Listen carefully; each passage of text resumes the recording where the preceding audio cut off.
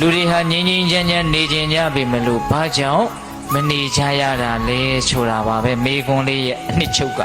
ဟုတ်လားအဲ့ဒီမှာမြတ်စွာဘုရားကဖြေပါတယ်တရားမင်းကိုဘယ်လိုဖြေလဲဆိုတော့ဣဒ္ဓမစ္စရိယတန်ယောစနံနော်တတ္တဝါတိုင်းဟာငြိမ်းငြိမ်းချမ်းချမ်းဘေးကင်းရန်ကင်းနေကြကြပြီမလို့အဲ့ဒါလို့မနေကြရတာဟာဣဒ္ဓမစ္စရိယဆိုတဲ့တန်ရောစဉ်နှောင်ကြိုးနှစ်ချောင်းကြောင့်အဲ့ဒါလို့မငြိမ်းမချမ်းနေကြရတာတဲ့ဒါဥစဉ်တို့လူရင်းအဖြစ်ဟုတ်လားဘယ်တန်ရောစဉ်ကြောင့်မငြိမ်းမချမ်းနေကြရတာလဲဣဒ္ဓမစ္စရိယတန်ရောစဉ်ဟုတ်လားအေးအဲ့ဒါလေးကိုဥစဉ်တို့အကျယ်ရှင်းရမယ်နော်ဣဒ္ဓမစ္စရိယဒီစကားလုံးလေးနှလုံးကိုကြားဘူးတယ်မဟုတ်လားကြားဘူးတယ်ဣဒ္ဓဆိုတာကမနာလိုတာဣဒ္ဓဆိုတာဘာလဲမနာလိုတာဘေးကလူကကိုယ့်ထက်သာသွားပြီကိုယ့်ထက်တော်သွားပြီ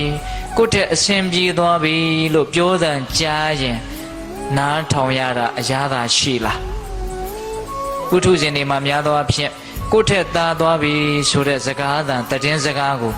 မကြားလို့ဘူး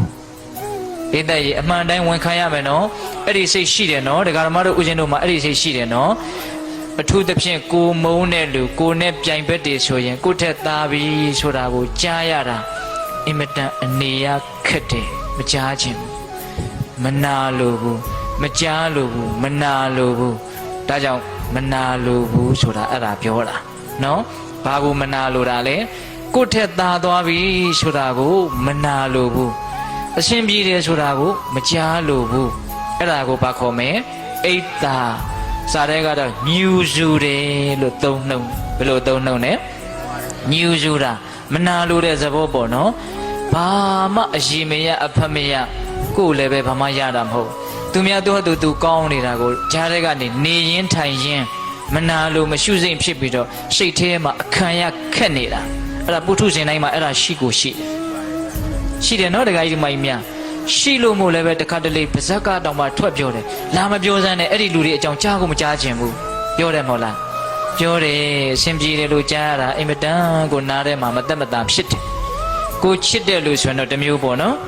ဒီကိုမုန်းတယ်ကိုပြိုင်ဘက်ကိုကြည့်မရဘူးဆိုရင်အထူးသဖြင့်ဘာဖြစ်လဲမနာလိုတဲ့သဘောဖြစ်တယ်အဲ့ဒါကိုဘာခေါ်မလဲဣဒ္ဓ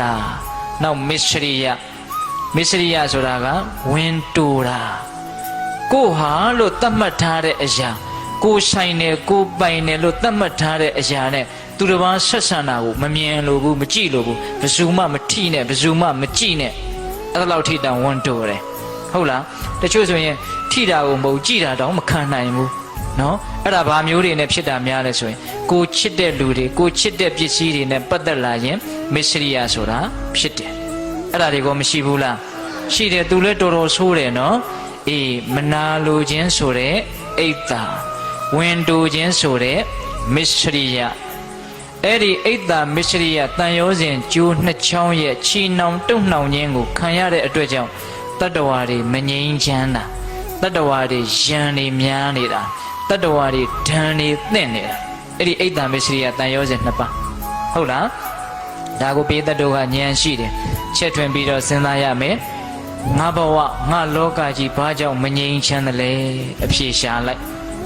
အဲ့ဒီဣဒ္ဓမစ္စရိယတန်ရောစဉ်နှစ်ပါးကိုတွေ့ရလိမ့်